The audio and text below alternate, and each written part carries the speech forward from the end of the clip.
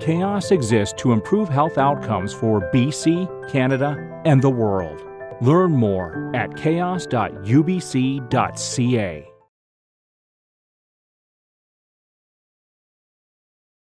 Okay, welcome everybody to the work in progress at CHÉOS. It's a nice day out there, and I'd like to start by acknowledging that I am talking to you today from the traditional and unceded territory of the Musqueam, the Squamish, and the Tsleil-Waututh people. And I know most of us are based here in Vancouver in the same lands, but if you're somewhere else and would like to acknowledge where you are, go ahead and type it in the chat. It gives me great pleasure to introduce our two speakers today. The topic today is how do we measure, analyze, and present work productivity loss due to health problems in clinical trials. And this is something that I'm also very interested in, so I'll be keenly following the presentation. The two presenters today are Dr. Wei Zhang. Wei, of course, is probably known to most of you. She's an assistant professor in the School of Population Public Health at the University of British Columbia. She's a scientist at CHÉOS and runs the Health Economics program. And she's also a Michael Smith Foundation Health Research Scholars, and her research areas include measurement and valuation of work productivity. So it's a continuation of that research that is going to be presented by her with her co-conspirator, who is Jacynthe L'Heureux.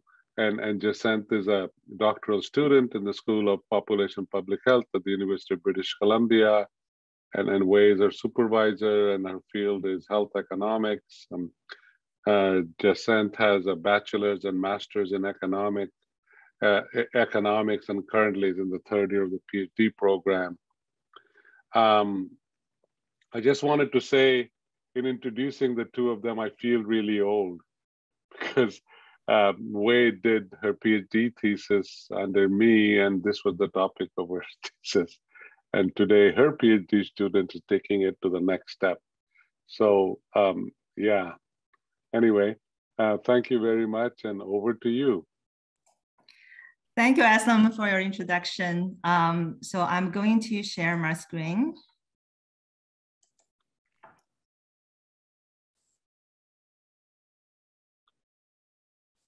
Okay, hope everyone can see my slides.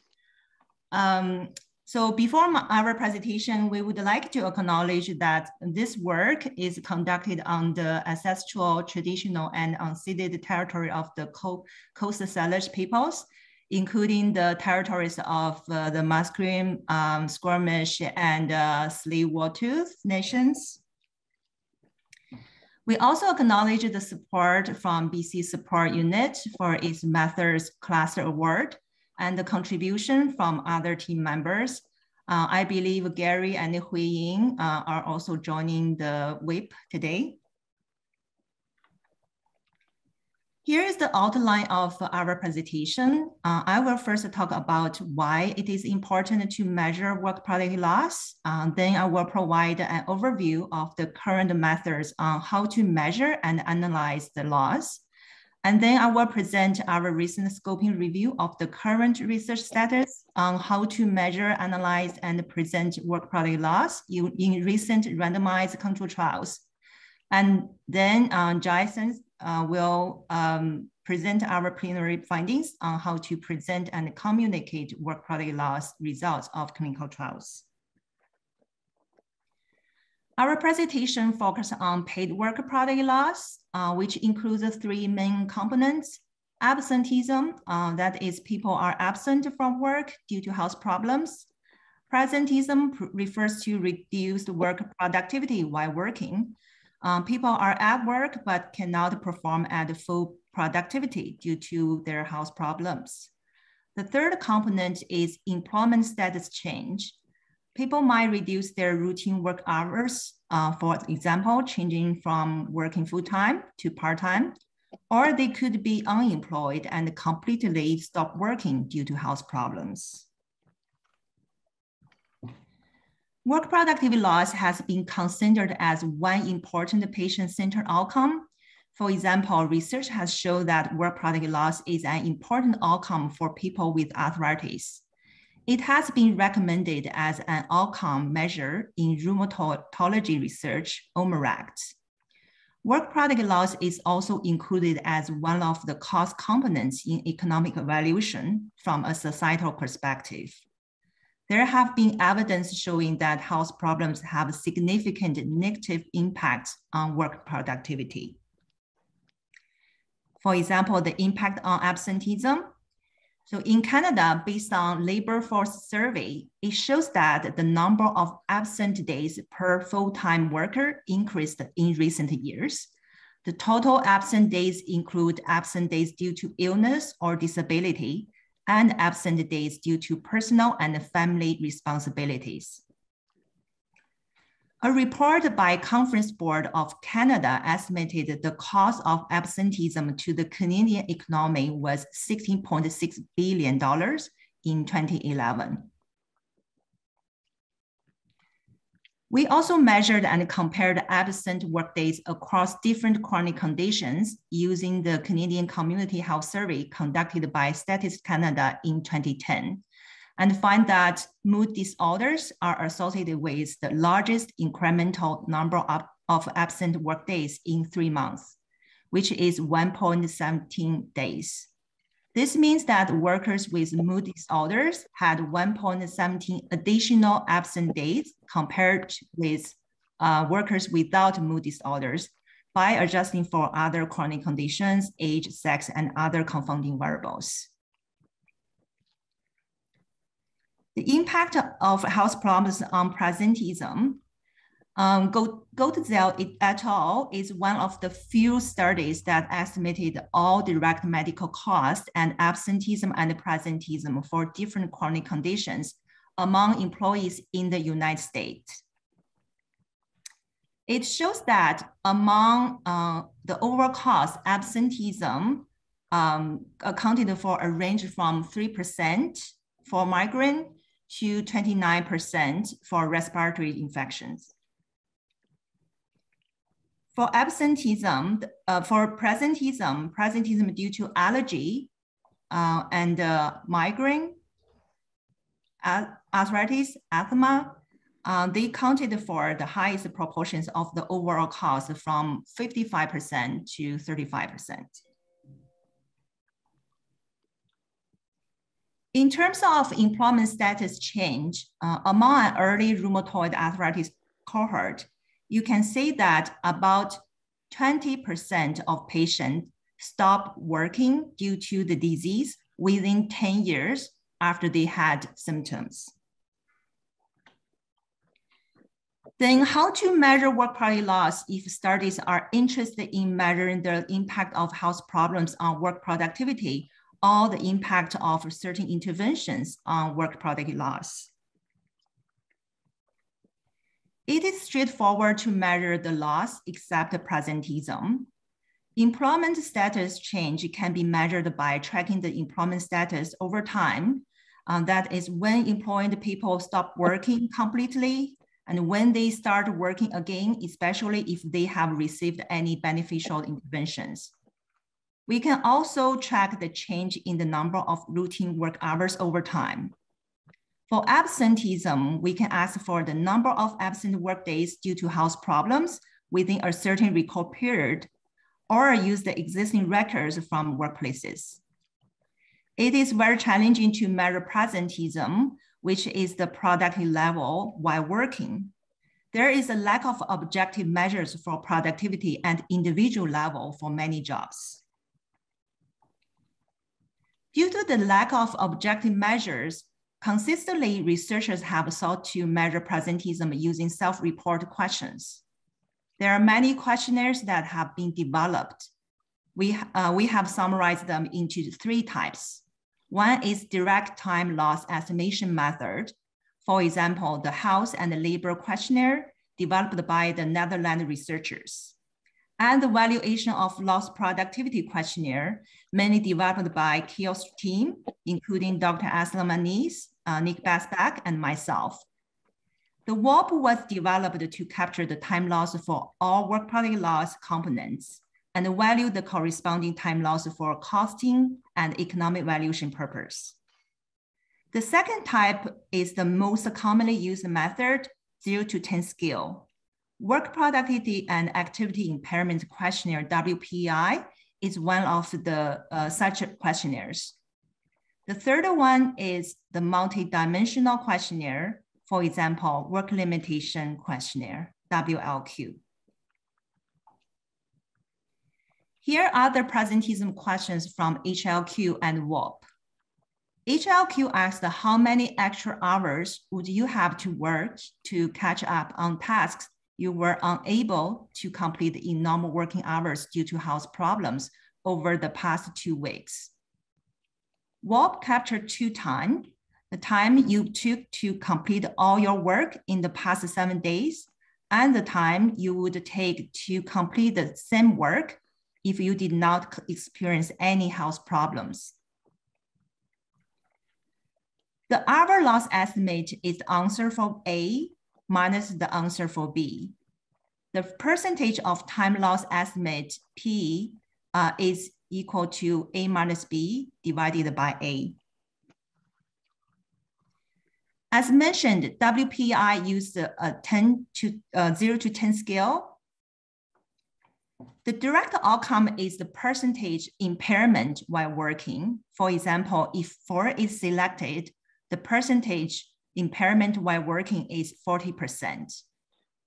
Some researchers interpret this percentage as the percentage of time loss and then estimate the hour loss estimate as the number of actual work hours in the past 7 days multiplied by the percentage. WLQ includes 25 questions using 5 Likert scale. It has 4 domains: time management, physical demands, mental interpersonal demands, and output demands. And each skill score ranges from 0, representing limited none of the time, to 100, meaning limited all the time. If we're using the algorithm from WLQ developers, the 4 skill scores can be converted into a percentage of productivity loss estimate. In our previous study, we find that the presenteeism measured using the 3 measurement methods vary widely among people with arthritis. The lost hours in 2-week period varied from 1.6 hours using HLQ, the direct time measurement, to 14.2 hours if using WPI 0 to 10 scale. This suggests a lack of comparability among questionnaires and creates difficulties in comparing the presenteeism estimate across studies if using different questionnaires. These questionnaires have a different construct, and the decision on which questionnaire to use really depends on the study purpose, whether measuring work product loss as a patient-centered outcome or for costing or economic evaluation purpose. After measuring work product loss, the next step is to analyze the loss. Work product loss data are commonly highly skewed with inflated zeros. And if employment status changes are considered, a higher proportion of work stoppage or unemployment might lead to a high proportion of maximum loss, that is inflated maximum values. The figure showing here is a simulated data distribution just for showcase. Because of the distribution, if work product loss is not analyzed appropriately, the result could be biased. We conducted a simulation study to compare the performance of different methods in analyzing work product loss in randomized control trial. Ordinary least square OLs. Then another method is negative binomial regression, 2-part models, including the first part is a logistic regression for probability of being 0. The non-zero part following truncated negative binomial distribution or gamma distribution. The last model is a 3-part model, including a multinomial logistic regression for probabilities of being 0 and the maximum value. The middle part between 0 and max values following beta distribution. Based on our result, we provided practical recommendations. First, we will check the sample size and the proportion of zero loss and maximum loss in each treatment arm. If sample size is greater than 50 and more than 5% and 5 subjects with maximum loss, then the next step, we will check the scale parameter of the middle part between 0 and max loss value for each arm. If the 2 arms have similar scales, 3-part model should be used. If not, the 2-part model should be used if the proportion of zero loss is greater than 50% in at least one treatment arm. Otherwise, OLs should be used. So what is the current research status in randomized controlled trials in measuring, analyzing, and presenting work product loss? We conducted a scoping review of the recent RCTs measuring absenteeism and presenteeism. We searched PubMed and Central in recent 10 years. We identified 22 and 62 non-duplicated abstracts among them, 437 measured absenteeism or presenteeism. We find only 157 articles measured both absenteeism and presenteeism and were included in our final review. Among all the articles, only 7 articles measured absenteeism, presenteeism, and employment status changes. These findings signal that total work product loss in recent RCTs may be underestimated, as most of the literature we reviewed did not include all 3 work product loss outcome components, which could lead to biased treatment effects. We plot the number of articles over time, and it shows an increased trend regarding the number of articles measuring absenteeism and or presenteeism. So our final review, including 157 articles, the majority of RCTs focus on patient population or employees with a particular disease focus. 23 RCTs focus on general employees without disease focus. Only 4 RCTs focus on caregivers. The top disease focuses are musculoskeletal disorders, psychiatric disorders, gastrointestinal disorders, which are consistent with the conditions associated with large work product loss I showed previously. The most common questionnaire used for both absenteeism and presenteeism was WPAI. For absenteeism, administrative data provided by companies were also used in 17 RCTs.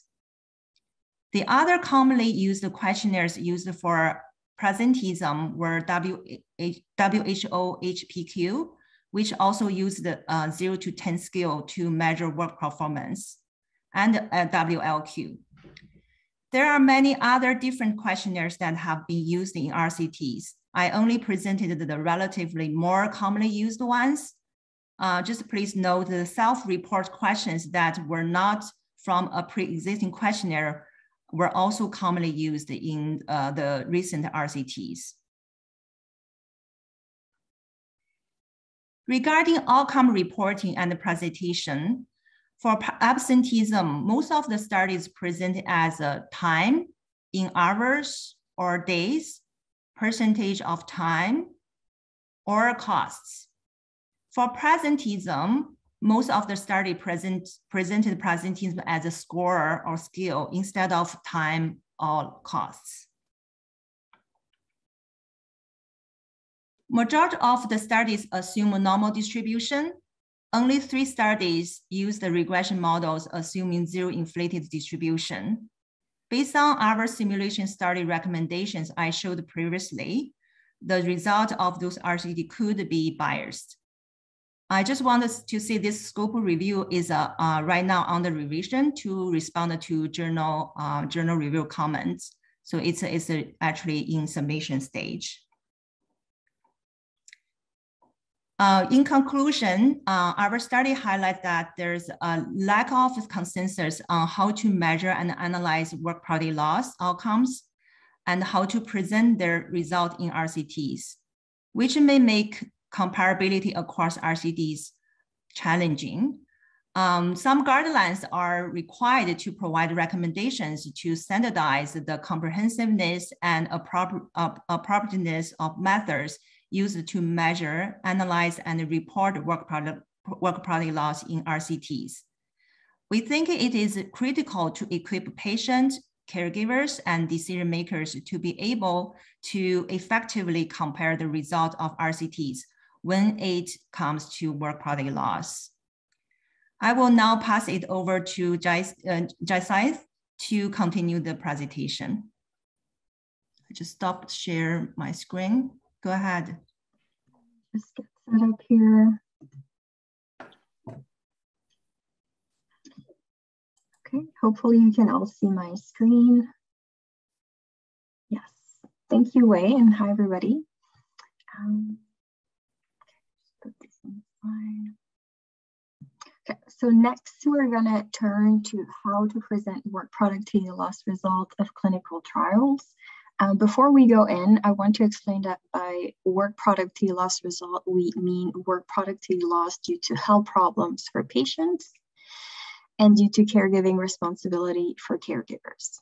I also want to preface this by saying that we're still in the analysis stage for this project, so we will be presenting preliminary findings. Can you all hear me okay? Yeah. Yes, we can. Yes, thank you. Okay, so going into our methods for this project, we used a mixed method approach with a sequential design, having our qualitative strand inform our quantitative strand. In the qualitative portion, we did 2 rounds of interviews with patient and caregivers, which were our 2 target population for this project. Our first round of interviews focused on gathering feedback on the work productivity loss result themselves, while our second round of interviews focused on gathering feedback about the result themselves and our survey design. To be clear, the research team gathered different work productivity loss result presentation, a little bit like what we presented before, and this is what we interviewed our participants on. The recruitment was done through RHEUMATOID from September 2020 to April 2021. And following a few interviews, iteratively, we reviewed as a team and edited and applied the suggestion made in the interviews to the result or our surveys. In total, we conducted 20 interviews.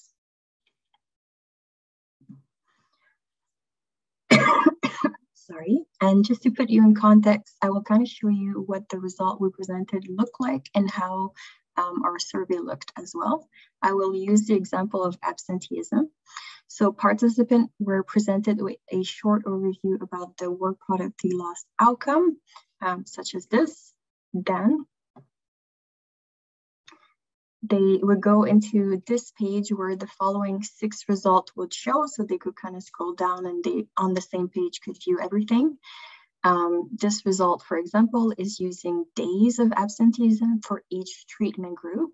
It goes as overall, the average number of missed work days for patient in group A, it was 18 days.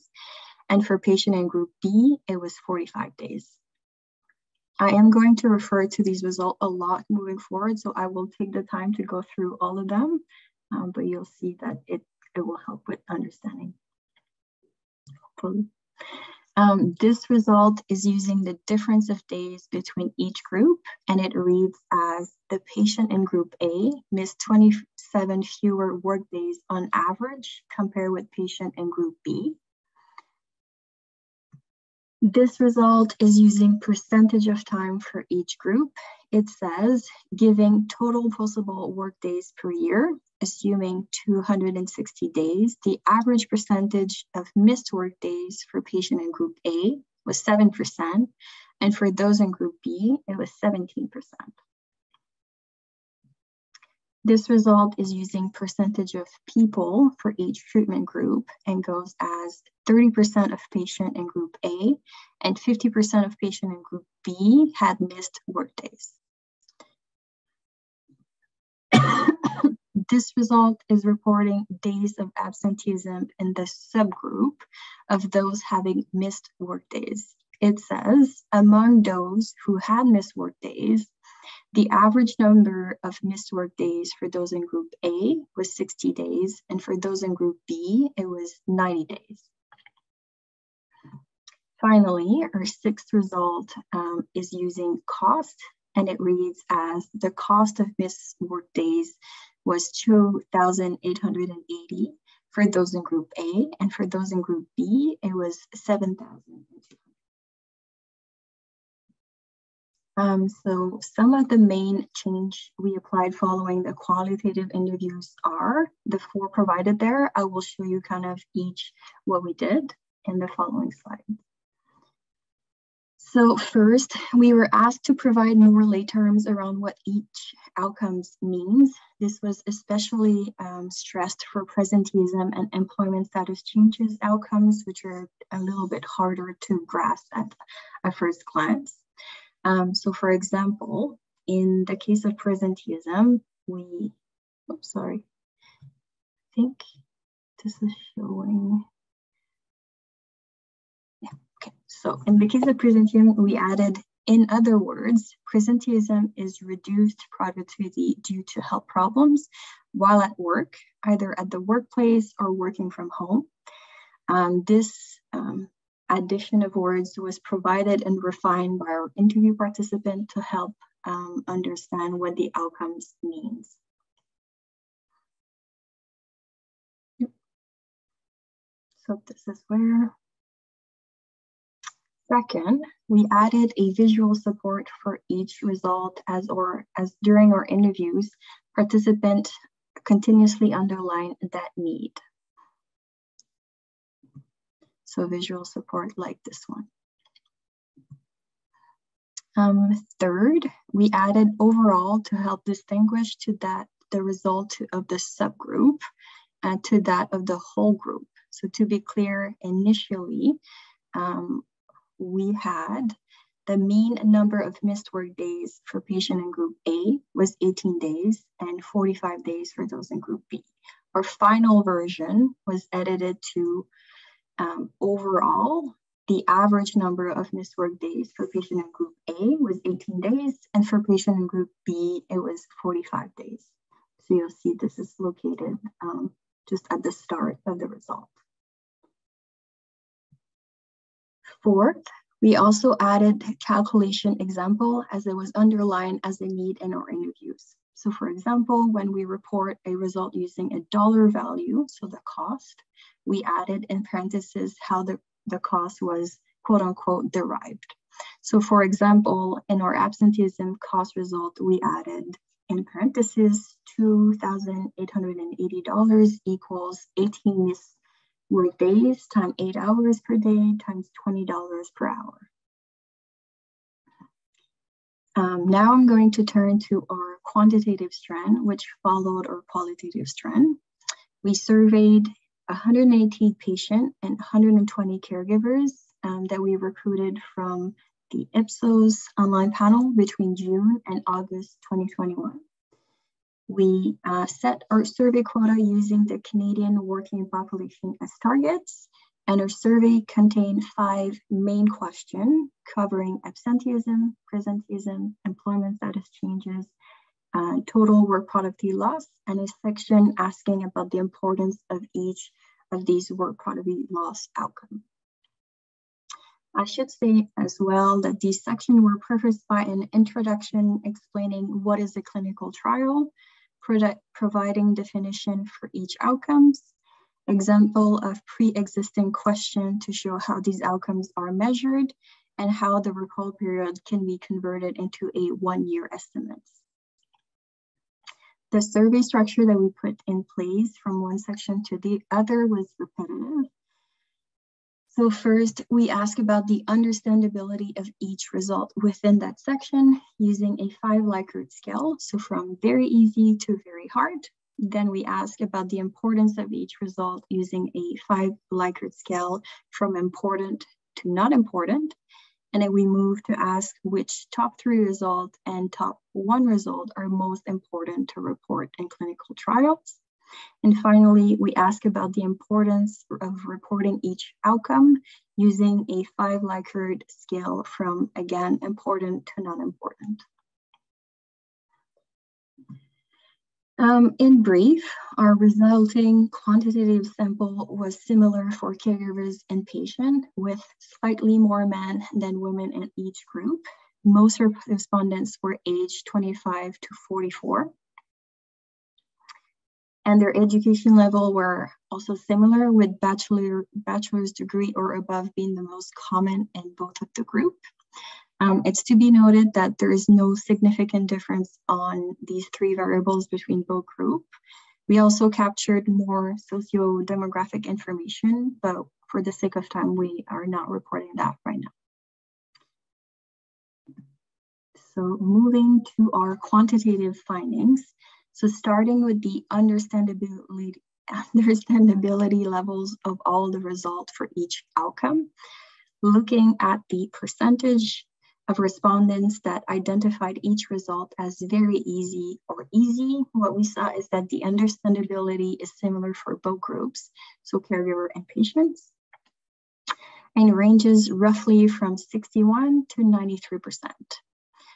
A note on the presenteeism result: if we exclude the result with the lowest easy or very easy, which was a unique result to presenteeism, the range for the 5 other results then becomes 64.4 to 87.3%, which is similar to what we observe on the other outcomes.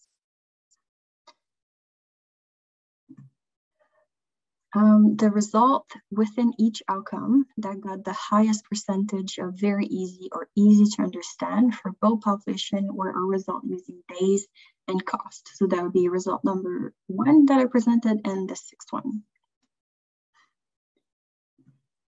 And the result within each outcome that got the lowest percentage of very easy or easy to understand for both population was a result showcasing the subgroup result, where we showed the outcome result only for those who experienced that outcome. Moving to the importance of each result within each outcome, looking at the percentage of respondents that identify the result as important or somewhat important, what we saw is that the importance is similar again for both groups, so patient caregivers, and ranges roughly from 65 to 91%. It's interesting to notice that percentage are similar between the understandability and the importance. That is something that we want to explore a little bit further in our analysis.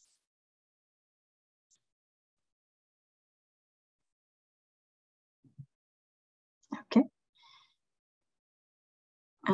The result within each outcome that got the highest percentage of important to somewhat important to report for both population were a result using days and cost. While the result that had the lowest percentage were the subgroup result again, and the percentage of people result, which was 30% of patient in group A and 50% of patient in group B had missed work days for the absenteeism result, but this was consistent across all outcomes.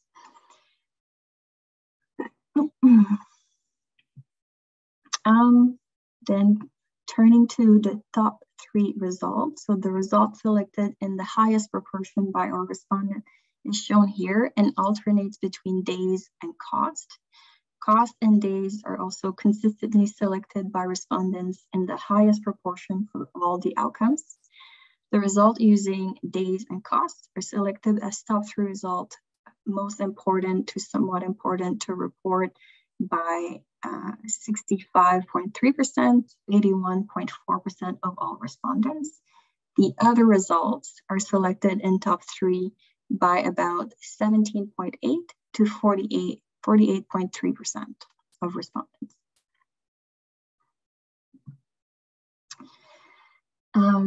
For our top 1, so the top 1 result most important to report, highlighted in red is, I'm showing the difference from what we asked about top 3. For all outcomes, when costs obtained the highest percentage, days was in second place.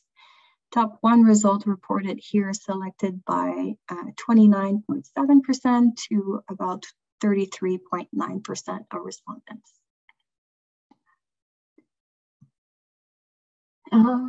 Turning to outcome importance. So all outcomes identified as important to somewhat important to report by over 78 to 95% of patient and caregivers. From that, there's a few limitations to our study that I will go over. Sorry, it keeps popping out.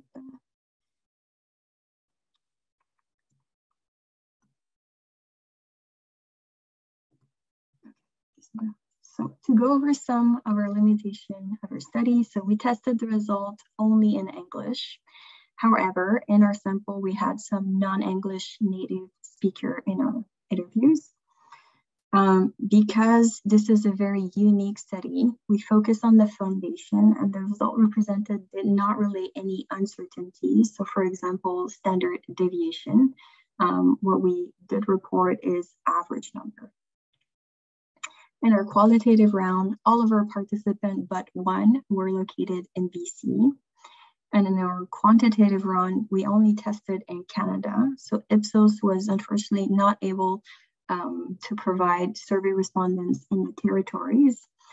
So we did not cover that geography, but Quebec was included. We had a relatively small sample size, and we also did not ask our participant if they had any pre-knowledge of work productivity loss result or outcomes, or if they had themselves experienced these outcomes. We made the decision not to include these questions just to keep the length of our survey not too long. In conclusion, what we learned in our qualitative strand is that both populations stress the importance of using lay terms of relaying result in a quick and easy manner. Both populations stressed the importance of using visual support to support each result. Both populations stressed the need to provide clear explanation about what each outcome means. And for a qualitative strand, we learned that patient and caregivers identified the same productivity loss outcomes as important, and that they identified the same work productivity loss result as important to report for all outcomes, which were days and cost.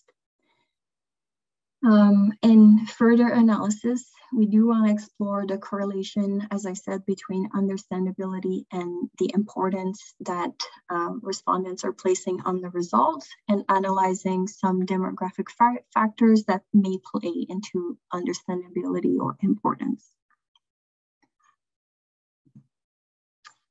As a summary to our presentation, so work productivity loss can be measured as a patient-centered outcome or as a cost component in an economic evaluation. An appropriate questionnaire should be selected depending on the study purpose of measuring work productivity loss. As we explained, our scoping review findings suggest a lack of consensus in the current randomized clinical trial studies regarding measuring, analyzing, and presenting work productivity loss. For that reason, guidelines in these are needed. From our final study that I presented, a clear message from that is that these outcomes need to be explained and reported in lay terms to patient and caregivers. And from our research, what we found is that presenting work productivity lost in days and cost is the easiest to understand and rated as most important result to report by patient and caregivers in clinical trials. So that's all we have. Thank you.